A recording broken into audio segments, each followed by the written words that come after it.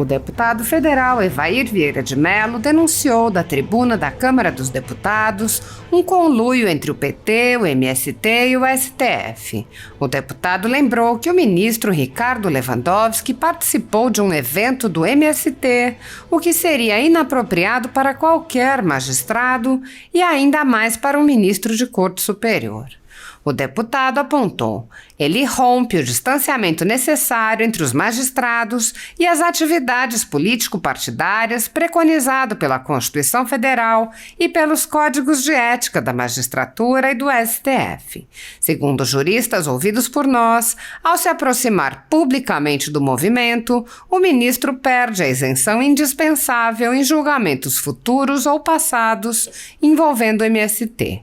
Evair Vieira de Mello lembrou: a relação do MST com o PT é histórica e amplamente conhecida.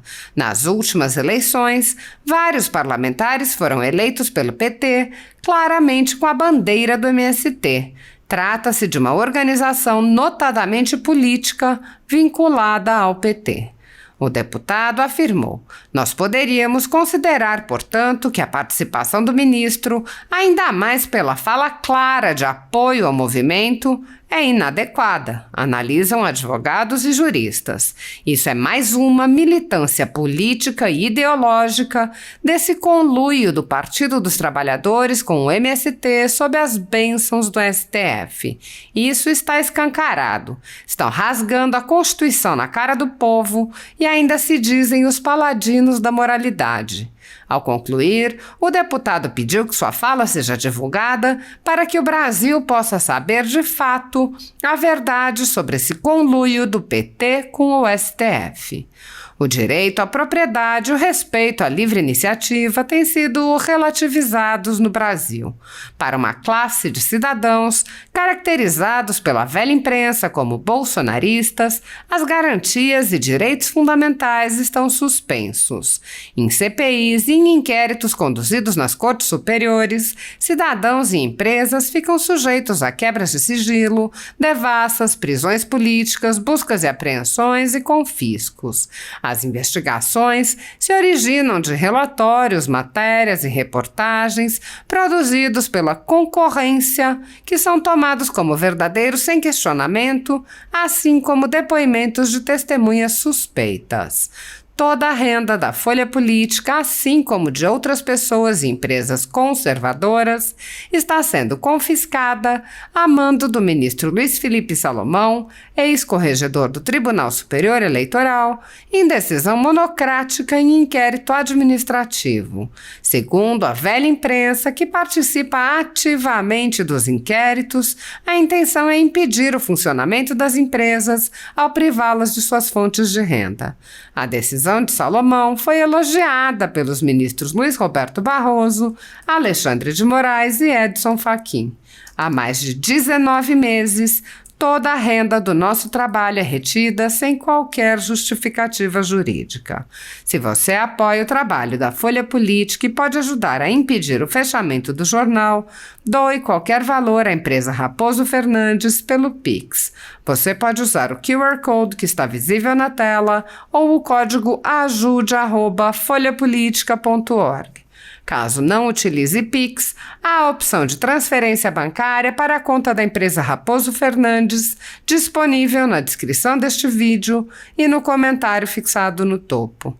Há 10 anos, a Folha Política vem mostrando para você os fatos da política brasileira, fazendo a cobertura dos 3 poderes e dando voz a pessoas que o cartel midiático quer calar. Pix ajude@folhapolitica.org. Assista. Senhor presidente, senhoras e senhores parlamentares, um assunto que retorna a essa tribuna para falar da participação do ministro Lewandowski, do STF, em um evento do MST, do Movimento Sem Terra, que foi no sábado, dia 11.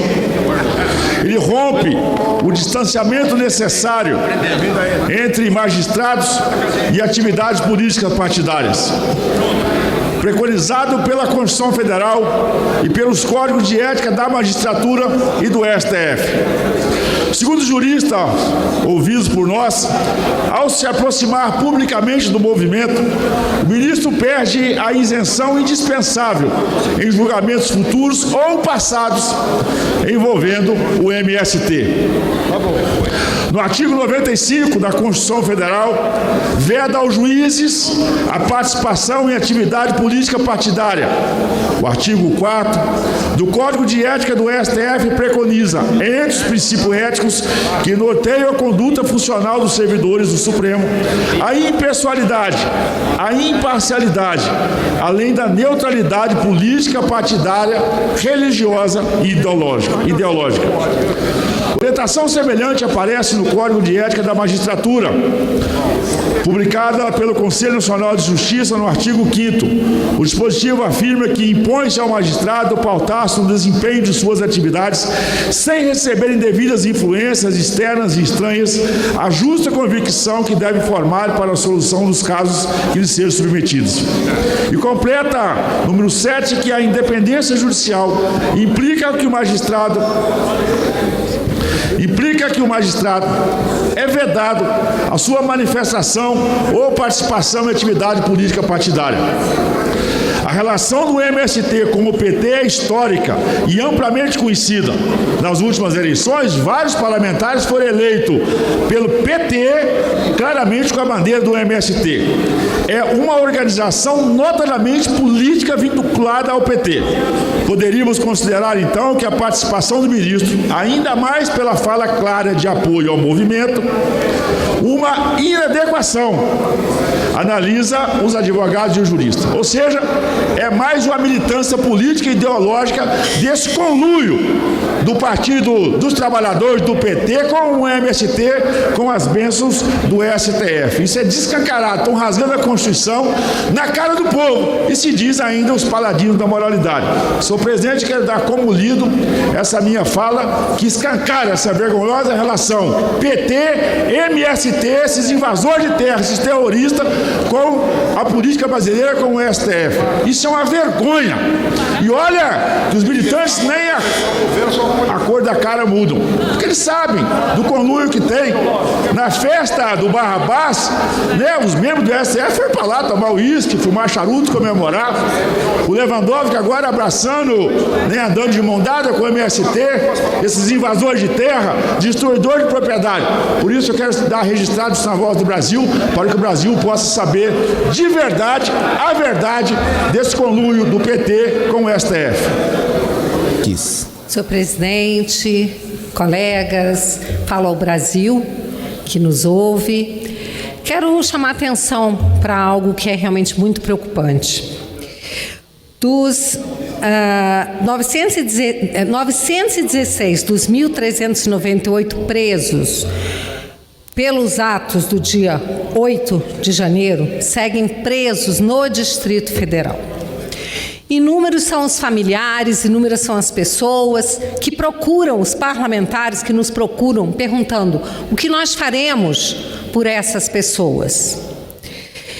Muitos advogados têm, inclusive, feito queixas porque não conseguem ter acesso a seus clientes e os seus clientes seguem sem direitos humanos, sem a proteção daquelas normas que garantem que qualquer pessoa tem direito à assistência jurídica, ao devido processo legal e a tratamento digno e humano. Queremos apelar aqui para uma questão humanitária, senhor presidente, para que pessoas, inclusive pessoas doentes, eu sei do caso de uma senhora que terminou um tratamento de quimioterapia poucos dias antes de ser presa e que possivelmente não estava dentre aqueles que praticaram atos de vandalismo, porque a grande maioria dessas pessoas encarceradas são pessoas que estavam simplesmente se manifestando como garante a Constituição Federal